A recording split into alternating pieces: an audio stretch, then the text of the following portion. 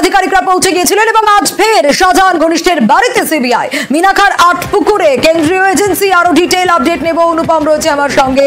অনুপম, হ্যাঁ দেখো সোনিয়া, আজকে আবার সিবিআইয়ের একটি তদন্তকারী দল তারা প্রথমে সন্দেশখালী থাকে, সন্দেশখালীতে শেখ শাহজাহানের বাড়িতে যায় এবং শেখ সরবেরিয়ার যে নতুন যে তার বাড়ি যেখানে তার মেয়ে থাকে শেখ শাহজাহানের, সেই বাড়িতেও সেখানে যান সিবিআইয়ের আধিকারিকরা। এরপর মিনাখার আটপুকুরে